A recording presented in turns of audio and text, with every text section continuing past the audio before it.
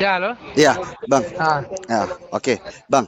Pertanyaan pertamanya adalah atas dasar apa nih DPD RI Aceh mengusulkan agar Aceh bisa memberangkatkan calon hajinya ke Arab Saudi, nih, Bang?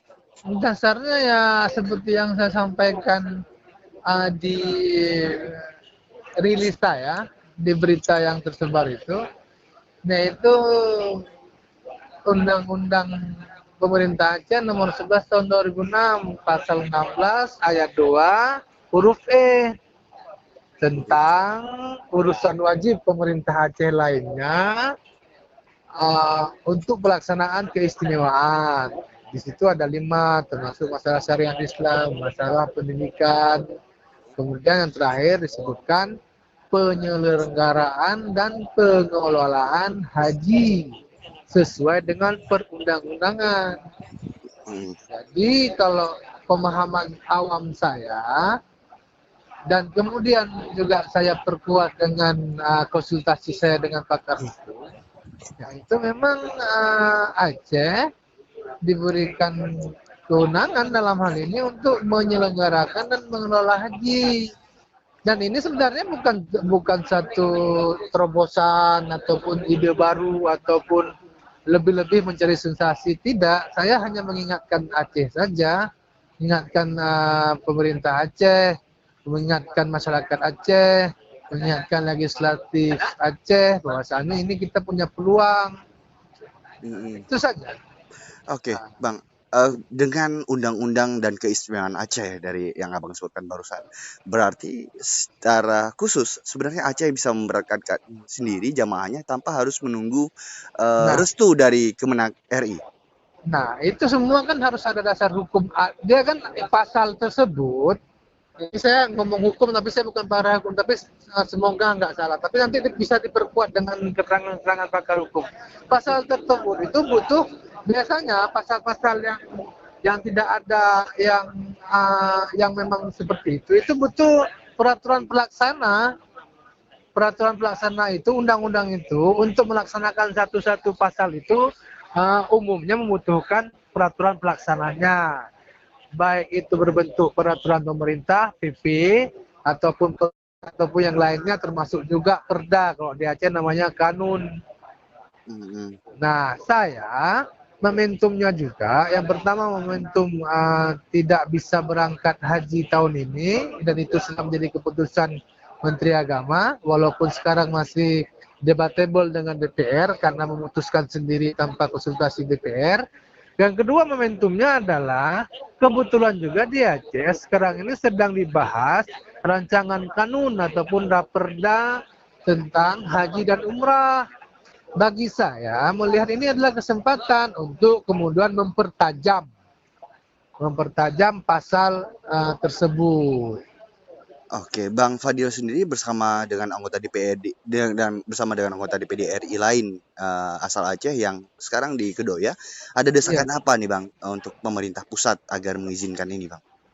uh, ya ini sebenarnya bolanya di kita sendiri, di internal solid, ada kajian sehingga nanti bentuk kajian tersebut baru kemudian kita mencoba untuk apa ya, menyampaikannya ke pusat. Lah ini loh Pak Presiden, Bu Menteri, Pak Menteri, pasal ini memberikan kewenangan kami dan kami sudah mengkaji begini.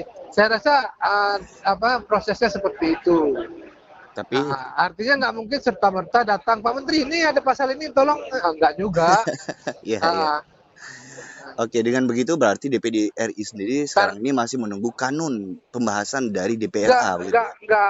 nggak harus kanun. Artinya memang political will Aceh, political dari internal Aceh, itu yang kita tunggu. Artinya bisa jadi ini dikaji dulu, kanun Hmm, tetap dibuat, ya kan. ya. Kemudian ini kan kanun kan ada proses-proses, ini masih rancangan kanun, masih di awal. Naskah akademiknya juga dengar belum ada, habis itu dana juga belum ada, dana untuk pembahasannya belum ada. Tapi ya, alhamdulillah sudah mulai membahas. Kemudian bisa jadi kanun jalan. Kemudian nanti kan ada konsultasi dengan pusat. Bisa jadi di kanun itu disebutkan tentang pasal ini diperkuat dengan teknis-teknisnya. Nanti baru pusat, oh ya oke boleh karena ini dasarnya kan ada negosiasi. Gitu. Jadi saya melihat gini, ini kan proses haji ini kan tahapan haji ini kan nggak tahapan siapa mau berangkat terus kan ada tahapannya, ada tahapan registrasi, Betul. ada tahapan kuota, ada proses kota, ada proses visa, ada proses manasik, petugas haji, macam kan sampai dengan nanti ketika sudah berpemberangkatan, kemudian juga buat paspor sampai dengan sampai di sana kan perlu catering, penginapan, kemudian Arafah Minia seperti apa. Nah, Aceh bisa di mananya? Nah, ini kan perlu negosiasi. Aceh Betul. boleh di mananya? Nah, katakanlah contoh nih ya, contoh mungkin ya bisa jadi beda, bisa jadi diikuti juga. MTQ, Musabaqah Tilawatul Quran itu kan domainnya Kemenak, Betul. Kementerian Agama. Tapi di Aceh ini domainnya Dinas Syariat. Iya, Jadi iya. satu-satunya provinsi yang MTQ-nya di bawah Dinas Syariat, bukan di bawah Kemenak, itu Aceh. Iya, iya. Nah, itu kan makanya target minimalnya saya pikir bisa pengelolaan dan penyelenggaraan haji di Aceh ini tidak di bawah Kemenak. Itu aja targetnya. Bisa juga misalnya kan masalah dana haji. Sekarang daftar tunggunya 28 tahun untuk Aceh. Berarti kalau 1 tahunnya berangkat 4.000 lebih, 4.000 lah katakan. Kalau 20 tahun kan sudah di angka 20 tahun 80.000, antara 800.000. tunggu. Enggak, 4.000, 23 berarti sekitar 120.000, 100.000 lah. Iya. Kurang lebih. Nah, matematika saya 5 ini. Kalau tapi hitungannya seperti itu ya. Iya, iya. 100.000. Ya udah kalau memang dalam bahasa pasal tersebut mampu untuk meyakinkan pemerintahan Indonesia untuk membuat badan tabung haji sendiri, kenapa tidak? Berarti kan uang untuk 100.000 orang jemaah ini kan bisa dikelola Aceh. Kemudian kotanya, kemudian daftar tunggunya itu kan ada. Malah mungkin bisa juga meminta kota khusus. Artinya kota kalau sekarang ini kotanya sama rata berdasarkan jumlah penduduk. Bisa jadi Aceh mendapatkan kota khusus karena kekhususannya. Nah Iya. ini kan perlu negosiasi, perlu perjuangan, perlu kesepakatan, perlu Nah ini hal-hal seperti ini mana yang mungkin lah.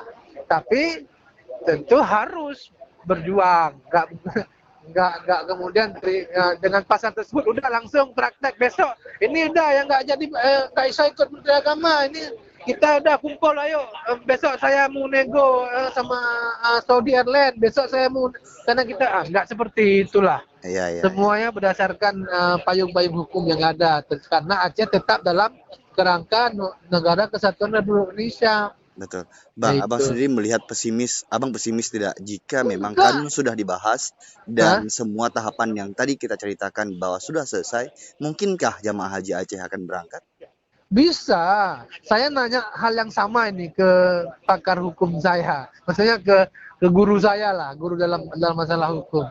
Saya bilang kalau misalnya dengan kata-kata ini berapa persen kira-kira dari tahapan-tahapan proses haji ini bisa dilakukan Aceh? 100% bisa. Apa kendalanya? Oh, hubungan luar negeri. Karena memang salah satu yang tidak boleh dimiliki oleh Aceh itu yang tetap harus merunduk kepada Indonesia itu dalam undang-undang pemerintah Aceh itu masalah hubungan luar negeri. Selain itu ada 6.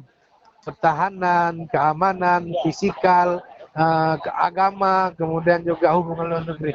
Ya bisa aja kalau memang Indonesia mau mendelegasikannya kepada Aceh. Misalnya masalah paspor tetap paspor Indonesia. Pengurusan visa kalau memang mau Indonesia memberikan kepada Aceh kan bisa aja tinggal ngomong ke Arab Saudi. Ini untuk jemaah Aceh tetap ya atas nama Indonesia tapi mereka ngurus sendiri gitu. Atau nanti dalam itu artinya sangat bisa kalau selama memang ada political will, ada saling kesepahaman di antara provinsi Aceh dengan pemerintah pusat gitu.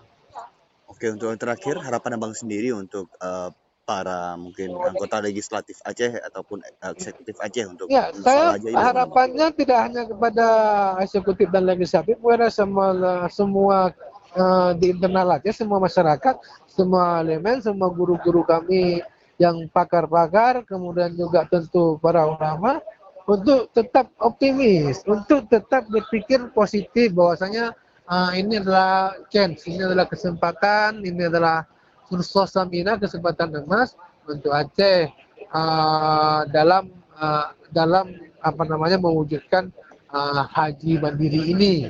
Walaupun pengalamannya memang masih banyak sekali poin-poin ataupun pasal-pasal dalam undang-undang pemerintah Aceh ini yang tidak implementatif. Jadi ini sebagai satu dari sekian banyak, masalah haji ini satu dari sekian banyak isi daripada undang-undang pemerintah Aceh yang tidak implementatif. Saya sebutkan yang lain contohnya. Disebutkan dalam undang-undang pemerintah Aceh itu bahwasanya BPN itu sudah harus beralih ke BPA, Badan Pertanahan Aceh, dalam jangka 2 tahun. Tapi sampai sekarang belum implementatif, masih tetap ada BPN di Aceh. Oke. Nah, jadi kemudian ada juga contoh lainnya. Zakat adalah integrasi zakat pajak sampai sekarang belum selesai. Artinya di Aceh kalau sudah bayar zakat itu menjadi pengurang pajak. Itu secara implementatif masih belum maksimal. Contoh juga yang lain mungkin masalah bendera, masalah himne itu kan memang amanah daripada MOU dan juga ada tercantum di dalam undang-undang pemerintahan Aceh, tapi juga belum. Artinya masih banyak, dan ini saya tambah lagi ini kan gitu. Ada yang berpikir seperti itu. Yang lain aja kau nggak mampu mikir, ini kau tambahkan lagi. Tidak, ini kan masanya memang kalau sudah tercantum di situ ya tinggal kita perjuangkan kalau memang mau. Soal nanti mana yang berhasil, mana yang belum, saya rasa nggak harus berurut. Oh ini dulu, kemudian itu. Enggak. Artinya semua isi MOU Helsinki dan yang 2005 itu yang kemudian tercantum di dalam undang-undang pemerintah Aceh, saya rasa semuanya yang memberikan kekhususan dan keistimewaan kepada Aceh itu harus kita perjuangkan. Itu aja. Soal berhasil itu urusan belakangan. Iya kan, Allah mengajarkan kita untuk tetap berikhtiar. Ikhtiar wajib, hasil urusan Allah. Maksimalkan ikhtiarmu, insya Allah akan mendapatkan hasil yang sesuai dengan yang kau harapkan. Kan gitu. Siap Bang Fadil. Saya cerah, Bang. Siap. Makasih banyak Bang Fadil. Ya, sama-sama. Nanti Posisi di mana ini? Saya di Banda Aceh, Bang. Oke, siap. Nantilah kita ngopi-ngopi lah. Siap. Makasih banyak Bang Fadil. Ya, sama-sama. Assalamualaikum. Waalaikumsalam.